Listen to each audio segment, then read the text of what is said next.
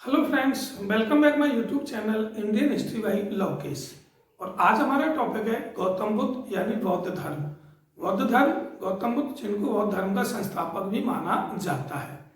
उससे पहले हम एक दो बातों पर, महत्वपूर्ण जो बातें हैं उन पर हम ध्यान केंद्रित करेंगे कि जिस समय बौद्ध धर्म का उत्कर्ष हुआ था, उद्भव हुआ था, उस समय भारत में कुछ परिवर्तन हो रहे थे। राजनीतिक तौर पे भी, सामाजिक तौर पे भी और धार्मिक तौर पे भी। राजनीतिक तौर पे परिवर्तन हो रहा था कि ब्राह्मण और क्षत्रियों में एक गतिरोध चल रहा था कि सत्ता, राजनीतिक सत्ता किन के हाथों में रहेगी।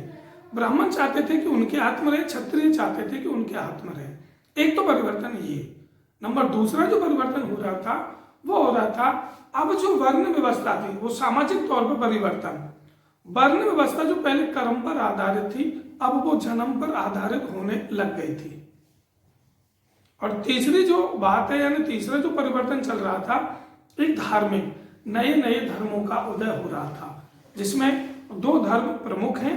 गौतम बुद्ध यानी जो बौद्ध धर्म के संस्थापक माने जाते हैं, और एक महावीर स्वामी जो मुख्य तौर पे जैन धर्म के संस्थापक माने जाते हैं। मुख्य रूप से वैसे तो ऋषभदेव आदिनाथ जी हैं।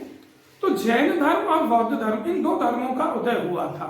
दोनों धर्म नास्तिक हैं, अर्थात ये ईश्वर पर विश्वास नहीं करते, लेकिन ये मानते हैं कि व्यक्ति का पुनर्जन्म होता है और संसार में कोई दिव्य शक्ति है, इस बात पर यकीन जरूर करते हैं। उससे पहले मैं आपको एक बात ये बता दूं कि आप जो कोचिंगों में पेड कोर्स लेते हैं, हिस्ट्री का, वो पढ़ते हैं, एक बार आप मेरी क्लास को पढ़कर देखें, समझ में आए तो ठीक, फिर क्या जरूरत है आपको पैसा देकर और वो पढ़ने की, जब आपको मैं फ्री में ही सब कुछ बता रहा हूं। तो चलिए आज शुरुआत करते हैं गौतम बुद्ध के बारे में। और गौतम बुद्ध का जो जीवन परिचय है उससे हम शुरुआत करेंगे। इनका जो जीवन परिचय, यानी इनका जन्म हुआ था 563 ईसा पूर्व में, 563 ईसा पूर्व, और जन्म स्थान था इनका लुम्बिनी। लुम्बिनी, और उस समय जो शासन चलता था इनके पिता का, कपिलवस्तु के वो राजा थे, और लुम्बिनी उसके अंतर्गत आता था। ठीक है स्टूडेंट, लुम्बिनी आज नेपाल में रुम्मनदेही जिले में है, और कपिलवस्तु खुद एक आज डिस्ट्रिक्ट है। ये दोनों आज की तारीख में स्टेट नंबर 5, नेपाल में जो 7 राज्य हैं उनमें से राज्य नंबर 5, वहां ये दोनों स्थित हैं, अर्थात उत्तर प्रदेश की सीमा के समीप, हिमालय के तराई वाले भाग में। आगे चलते हैं। जन्म हुआ 563 ईसा पूर्व में, स्थान है लुम्बिनी, कपिलवस्तु। ऐसा बताते हैं कि लुम्बिनी में जो लुम्बिनी का जो वन था, इनकी जो माता थी महामाया देवी, जब इनके पिता की मृत्यु होती है तो ये उस समय, ये कह लो कि एक बच्चे को जन्म देने की कगार पर थी, बिल्कुल ठीक है ना। तो गर्भावस्था बिल्कुल इनकी ऐसी थी कि कभी भी एक बच्चे को जन्म दिया जा सकता है। तो जब ये जाती हैं तो रास्ते में ही लुम्बिनी नामक वन में 10 से 12 किलोमीटर दूर है कपिलवस्तु से, तो वहां प्रसव पीड़ा होती है और जन्म होता है सिद्धार्थ का। ये ध्यान रखना, सिद्धार्थ जिनके बचपन का नाम था गौतम बुद्ध के बचपन का नाम। अब जन्म के 7 दिन बाद ही इनकी मृत्यु हो जाती है महामाया देवी की। महामाया देवी की जब जन्म के 7 दिन बाद मृत्यु हो जाती है तो इनका जो वंश था, गौतम बुद्ध के पिताजी का वंश तो था इक्ष्वाकु और कुल था शाक्य। जैसे हम आगे पढ़ेंगे कि महामाया देवी कोलीय वंश की थी, शुद्धोधन शाक्य कुल के थे, और इक्ष्वाकु इनका वंश था। ये ध्यान रखना है।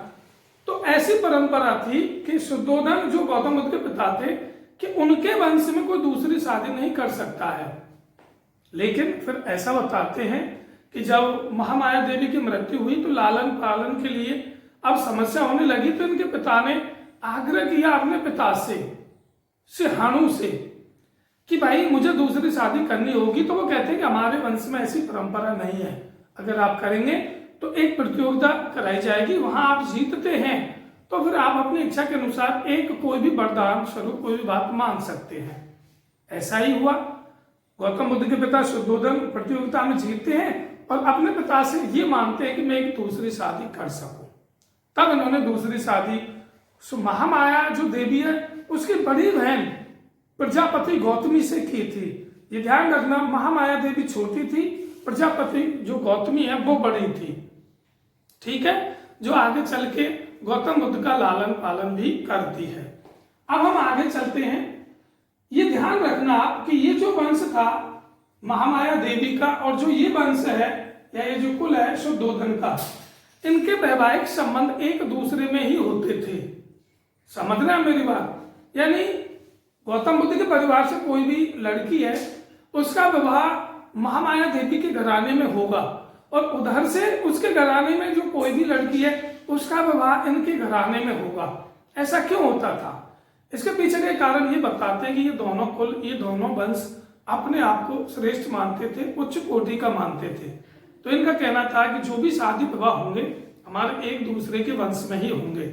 इसलिए आप ध्यान रखना, जो गौतम बुद्ध की शादी हुई थी यशोधरा के साथ और शुद्धोधन भी ब्याहे थे उसी कुल में, और गौतम बुद्ध की जो बुआ थी वो ब्याही थी उस कुल में। तो इनके एक तरह से जो गौतम बुद्ध के जो ससुर है वो ससुर तो लगते ही हैं, साथ में वो फूफा भी लगते हैं। क्यों? गौतम बुद्ध की बुआ उनको ब्याही थी और उनकी लड़की इनको ब्याही थी गौतम बुद्ध को। तो ये ध्यान रखना है। अब आगे चलते हैं। मृत्यु हो जाती है 7 दिन बाद, प्रजापति गौतमी उनसे दूसरा विवाह होता है और अब वो लालन पालन करती है सिद्धार्थ का। बचपन का नाम सिद्धार्थ है। तो यह ध्यान रखना, में एक बात और बता देता हूं आपको कि जब इनका जन्म हुआ था तो जन्म के ठीक 1 से 2 दिन बाद कपिलवस्तु के पास एक पहाड़ी थी, वहां एक ऋषि मुनि रहते थे और उनका नाम था दृष्टा आसत। दृष्टा आसत ने उसी समय घोषणा की थी कि अब संसार में एक ऐसा दिव्य पुरुष या एक दिव्य बालक आया है जो आगे चल के धर्म को अपने एक नई ऊंचाई पर लेके जाएगा। ठीक है स्टूडेंट, सबसे पहले घोषणा करने वाले थे दृष्टा आसत। अब हुआ क्या था, जब घोषणा की तो जो शुद्धोधन थे उनके पास ही सूचना पहुंचती है कि एक ऋषि मुनि है, उन्होंने कहा है कि महाराज के घराने में जो बच्चा जन्माए वो उस कुल को एक नई ऊंचाई पे ले जाएगा, एक बहुत बड़ा महान संत बनेगा। पिता चिंतित हो गए। ऋषि मुनि को वहां बुलाया जाता है, उनकी गोदी में गौतम बुद्ध को दिया जाता है। जब गौतम बुद्ध उनकी गोदी में थे तो वो रोने लग जाते हैं। ऋषि दृष्टा आसत महाराज शुद्धोधन उनसे पूछते हैं कि मुनिवर, आपके रोने के पीछे का कारण क्या है? वो कारण तो हमें बताएं कि आप बच्चे को जब गोदी में ले रहे हैं, खिला रहे हैं, तो आप इसको देखकर रो रहे हैं। तो वो कहते हैं कि राजन, मेरे रोने के पीछे का कारण ये है कि अब जब ये बालक जब महान संत और ईश्वर का एक तरह से प्रतिरूप बनेगा, उस समय मैं इस संसार में जीवित नहीं रहूंगा, मैं इसके दर्शन नहीं कर पाऊंगा, इसलिए मैं रो रहा हूं। ठीक है स्टूडेंट, तो फिर क्या होता है? गौतम बुद्ध अब उनके जब ऐसी भविष्यवाणी द्वारा की गई दृष्टा आसत के, तो वो शुद्धोधन 8 ब्राह्मणों को अपने घर बुलाते हैं। 8 ब्राह्मणों को जब अपने घर बुलाते हैं, उनमें से 7 ब्राह्मण ये कहते हैं कि हाँ बिल्कुल सही है, या तो एक महान चक्रवर्ती राजा बनेगा या एक महान संत बनेगा। लेकिन एक जो ऋषि था वो था कौंडिल्य। उसने कहा था कि सिर्फ और सिर्फ ये जो जितने भी 7 जो ब्राह्मण कह रहे हैं कि इनकी 2 गतियां हैं, या तो राजा या सन्यासी, मैं चैलेंज देता हूं सिर्फ इस बालक की एक ही गति है और वो गति है सिर्फ सन्यासी। ये हमेशा ध्यान रखना, मेरे द्वारा बताई गई बात अगर गलत निकले तो आप चाहे मुझे इस राज्य से बाहर निकाल देना, ये सिर्फ सन्यासी बनेगा, ये मेरा चैलेंज है। जब ऐसा होता है तो चलिए आगे देखते हैं, अपन आगे भी पढ़ेंगे। गौतम बुद्ध का लालन पालन प्रजापति गौतमी जो इनकी मौसी है, पिता चिंतित हो जाते हैं।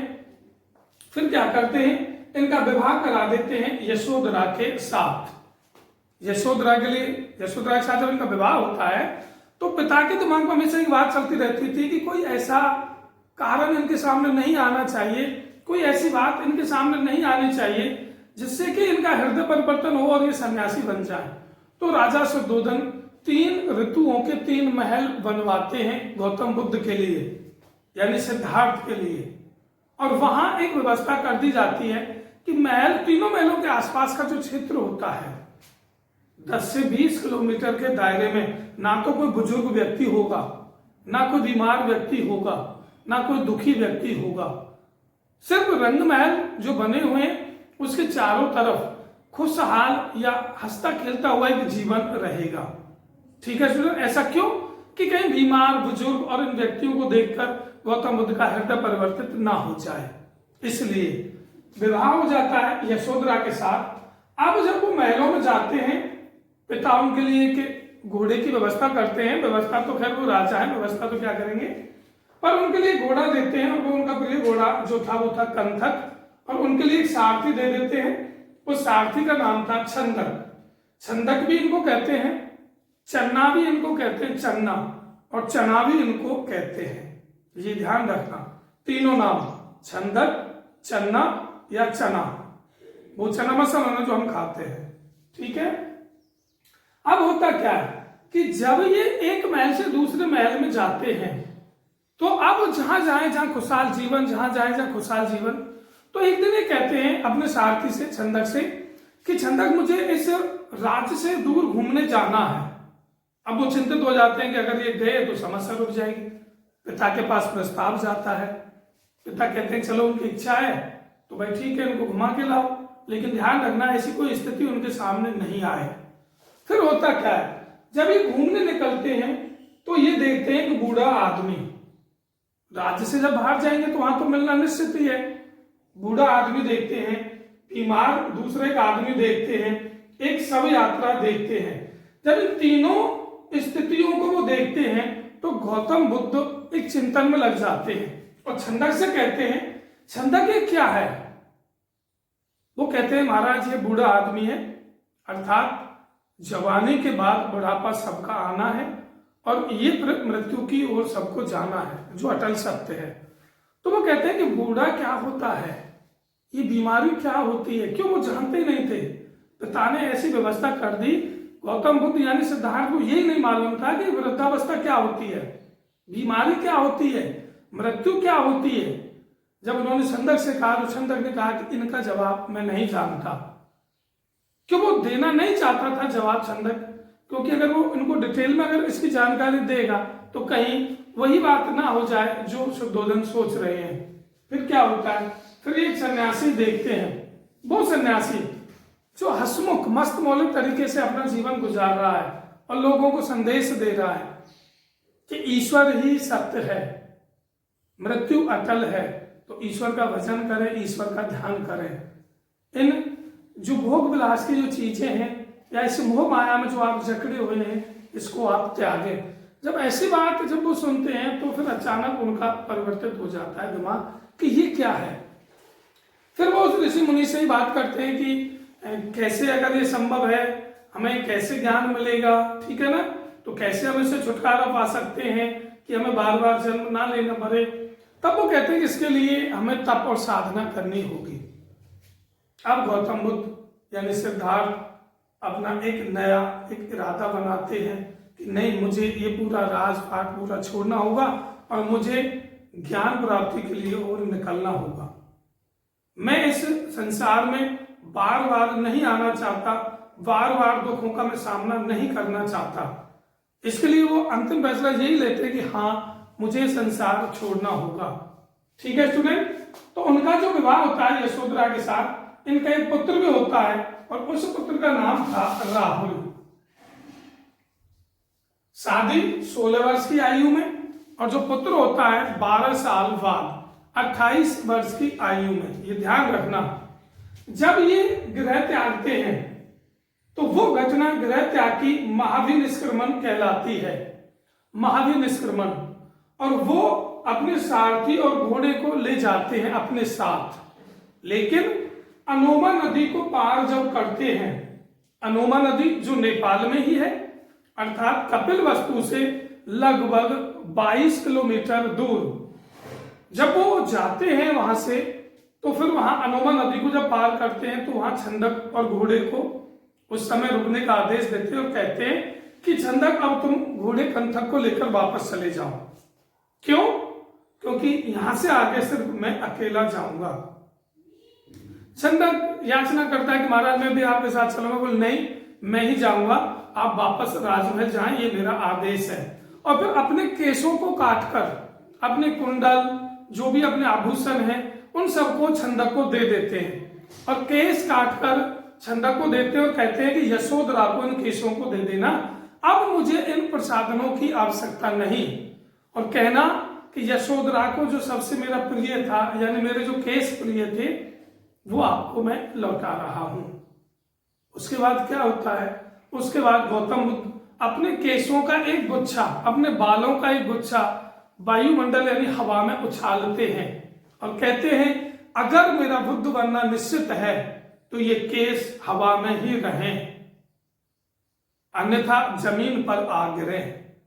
जैसे ही गौतम बुद्ध सिद्धार्थ ने ये कहा तो ऐसा बताया जाता है कि वो केस हवा में ही रह गए, वो कभी जमीन पर नहीं गिरे। और उसके बाद वो अपनी यात्रा शुरू करते हैं ज्ञान प्राप्ति की।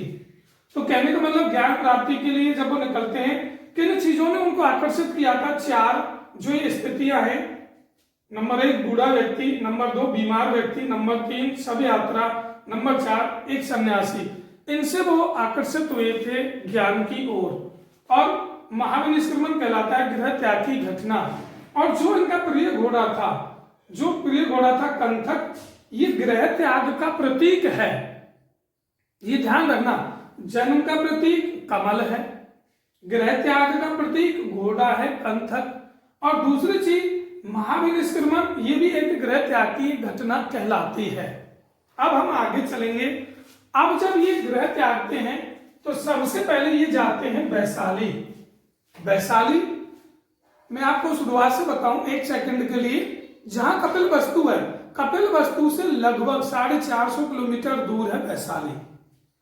वैशाली जब जाते हैं तो वैशाली में इनको एक गुरु मिलते हैं, ये पहला गुरु उनको बनाते हैं और उनका नाम था अलार कालम। अलार कालम को ये पहला गुरु बनाते हैं और उनसे ज्ञान प्राप्ति के लिए अपने एक इच्छा है वो जताते हैं। अलार कालम कहते हैं कि ये ज्ञान मैं नहीं जानता, हाँ मैं तुमको ये बता सकता हूं कि तप और साधना के द्वारा ये प्राप्त किया जा सकता है। तो अलार कलाम से ये तप और साधना की बातें कैसे की जाए, तप और साधना उनको सीखते हैं। क्यों वो खुद कहते हैं अलार कालम कि मुझे खुद को ज्ञान प्राप्त नहीं है तो मैं आपको क्या ज्ञान दूंगा, ठीक है ना। उसी के लिए मैं भी भटक रहा हूं और मैं जो रास्ते अपना रहा हूं वो है तप और साधना। उसके बाद क्या होता है, तप और साधना कुछ दिनों करते हैं, संतुष्ट जब नहीं होते हैं तो फिर दूसरे गुरु यानी राजगृह आते हैं। राजगृह में उद्दक रामपुत्र के पास आते हैं और फिर उनसे वही बात फिर कहते हैं कि मुझे ज्ञान प्राप्त करना है, मुझे जन्म मरण से छुटकारा पाना है, क्या ऐसा ज्ञान आप मुझे दे सकते हैं? उद्दक रामपुत्र भी वही जवाब देते हैं कि ये संभव नहीं है, मैं उस श्रेणी में अभी नहीं पहुंचा हूं कि मैं वो ज्ञान आपको दे सकूं। फिर क्या होता है, उसी उद्दक रामपुत्र के पास ये अपने 5 मित्रों से मिलते हैं। उनमें से एक मित्र वो भी था, एक व्यक्ति वो भी था जो इनके बचपन का नाम इनको देता है, अर्थात सिद्धार्थ, और इनके लिए भविष्यवाणी करता है कि इसकी एक ही गति है, ये सन्यासी बनेगा। और वो व्यक्ति था कौंडिल्य। ये ध्यान रखना, 5 मित्र कौन से मिलते हैं? Number 1 Kaundilya, number 2 Bappa, number 3 Bhaktiya, number 4 Assagi और नंबर 5 महानामा। 5 नाम मैंने आपको यहां लिख दिए, नंबर 1, नंबर 2, नंबर 3, नंबर 4 और ये नंबर 5। कौंडिल्य, बप्पा, भक्तिय, अस्सागी और महानामा, 5 मित्र और खुद गौतम बुद्ध सिद्धार्थ अब मिलके 6 तपस्या के लिए जाते हैं। जो उद्दक रामपुत्र थे ये योग और साधना के बारे में जानते थे, योगाचार्य गुरु थे। अब ये इनको बताते हैं कि कठोर योग और तप के द्वारा ये प्राप्त किया जा सकता है। तो बताते 5 से 6 साल तक, 5 से 6 साल तक गौतम बुद्ध ऐसी साधना, ऐसा तप करते हैं कि इनका शरीर खंजर, एक तरह से सूखे कांटे की तरह हो गया था।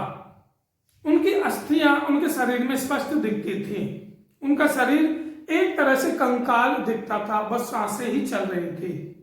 फिर कुछ महिलाएं वहां उनके पास से निकलती हैं। बताते हैं कि कुछ 5 से 7 महिलाएं जब पास से निकलती हैं तो वो एक गीत गाते हुए जाती हैं, और वो गीत था कि बिना के तारों को इतना भी ना कसो कि वो तार टूट जाए और उतना भी ढीला ना छोड़ो कि उनसे सुर ना निकले। तब उनकी बात को वो ध्यान में लाते हैं कि इसका अर्थ क्या है। तब वो अपने आप को ना कि उस तप साधना में ही कि वो कहते हैं कि नहीं, मुझे मध्यम मार्ग अपनाना होगा। तप और साधना, इससे मैं सिर्फ मृत्यु को प्राप्त कर सकता हूं, ज्ञान को नहीं। फिर वो मध्यम मार्ग निकालते हैं, भोजन भी करते हैं और फिर ध्यान लगाते हैं, ध्यान का मार्ग अपनाते हैं। और फिर ये जो मैंने आपको यहाँ वृक्ष बनाया है, पीपल के वृक्ष के नीचे बैठकर निरंजना नदी के पास, निरंजना नदी के दाएं तट पर जो पीपल का वृक्ष है वहां वो बैठते हैं और ध्यान लगाते हैं। कुछ दिनों के बाद, कुछ दिन जब ये ध्यान लगाते हैं तो ऐसा बताते हैं, एक शूद्र महिला जिसका नाम सुजाता था, ये शूद्र महिला, इसकी एक इच्छा थी कि इसका पुत्र नहीं हुआ था और जब इसका पुत्र हो जाता है तो ये खीर बना के गाय को खिलाने के लिए जाती है। लेकिन इसको वहां गौतम बुद्ध यानी सिद्धार्थ बैठे हुए मिलते हैं और वो खीर उनके लिए देती है और उनसे आग्रह करती है और एक विनती भी करती है कि ये ऋषि मुनिवर, मेरा ये मानना या मेरा ये इच्छा मेरी नहीं है कि मैं आपकी तपस्या को भंग करूं, लेकिन आप मेरे द्वारा खाई हुई खीर, बनाई हुई जो खीर है उसको खाएं और मैं ईश्वर से विनती करती हूं कि जैसे मेरी इच्छा पूरी हुई है ऐसे ही वो आपकी इच्छा भी पूरी करें जिसके लिए आप यहाँ बैठे हुए हैं। और ऐसा ही बताते हैं कि उसी दिन, उसी रात्रि को, वैशाख पूर्णिमा के दिन गौतम बुद्ध को ज्ञान प्राप्त हुआ था। तो ये जो नदी है निरंजना नदी, शुरुआत में ये फल्गु नदी कहलाती है, उसके बाद ये निरंजना नदी कहलाती है और फिर ये आगे चलकर पुनपुन नदी में मिल जाती है। तो ये पुनपुन नदी भी कहलाती है और अंतिम यानी लास्ट में ये गंगा नदी में मिल जाती है। ये आपको यहाँ ध्यान रखना है। शुरुआत में फल्गु, उसके बाद इसका नाम निरंजना है, फिर ये पुनपुन नदी में मिलती है और उसके बाद ये गंगा में मिल जाती है। तो गौतम बुद्ध को पीपल के वृक्ष के नीचे वैशाख पूर्णिमा के दिन ज्ञान प्राप्त हुआ था और उस दिन उन्होंने एक शूद्र महिला सुजाता के हाथों से खीर खाई थी। इस बात से इनके 500 मित्र नाराज भी हो गए थे और इनका साथ छोड़कर चले गए थे कि तुम तो अपने मार्ग से भटक चुके हो, तुम एक भोग विलासी हो, तुमने सिर्फ खाने के लिए अपना एक व्रत, अपनी एक साधना तोड़ दी है, हम आपके साथ नहीं रहेंगे। फिर क्या होता है, जब ज्ञान प्राप्त होता है, वैशाख पूर्णिमा के इनके जीवन में विशेष महत्व, आप ध्यान रखना। क्यों जन्म हुआ वैशाख पूर्णिमा को, विवाह हुआ वैशाख पूर्णिमा को और इनको ज्ञान प्राप्त हुआ वैशाख पूर्णिमा को, मृत्यु भी इनकी हुई थी वैशाख पूर्णिमा को। ये ध्यान रखना, गौतम बुद्ध का जो वैशाख पूर्णिमा से लगाव बहुत ज्यादा था। अब ज्ञान प्राप्त हुआ तो ये तथागत कहलाए। तथागत मतलब सत्य है जिसका ज्ञान, उसे कहा जाता है तथागत। अर्थात उसके द्वारा जो बताया गया है, उसके द्वारा जो प्राप्त किया गया है वो सत्य है।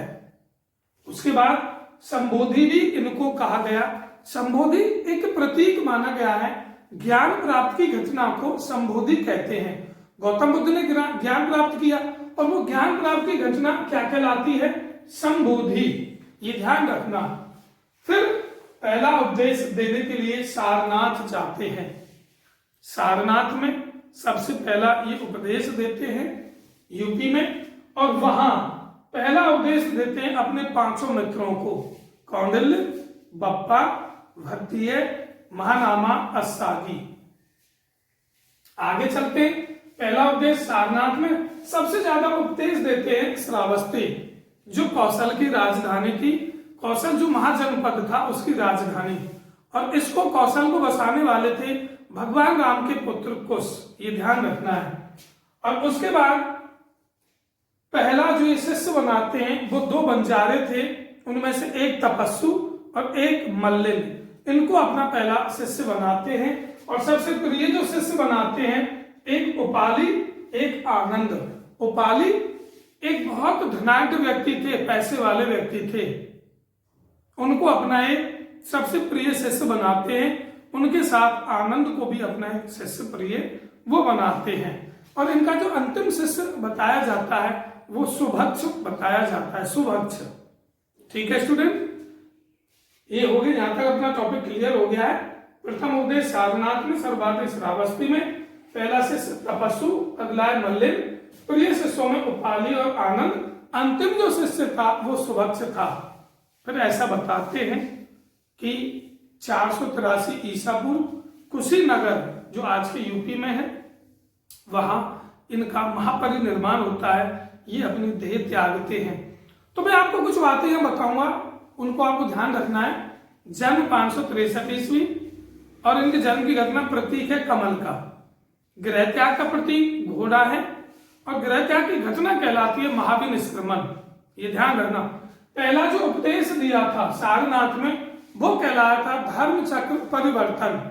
ये ध्यान रखना, धर्म चक्र परिवर्तन। जो ज्ञान मिला वैशाख पूर्णिमा को मिला, ज्ञान मिलने की जो घटना है वो कहलाती है संबोधि। तथागत का अर्थ क्या है? सत्य है जिसका ज्ञान, और तथागत गौतम बुद्ध। ठीक है ना। और महापरिनिर्वाण का मतलब क्या है?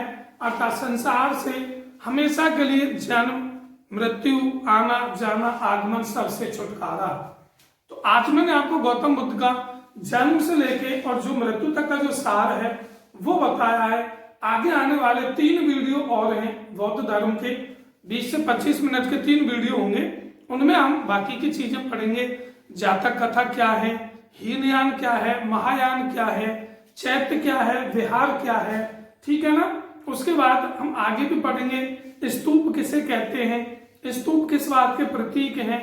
चलिए स्तूप के बारे में जैसे आपको बता दूं कि इनके महापरिनिर्वाण, इनकी जो मृत्यु की जो घटना है वो प्रतीक मानी गई है स्तूप के लिए। ठीक है ना। और चलिए डिटेल में बाद में ही देखेंगे।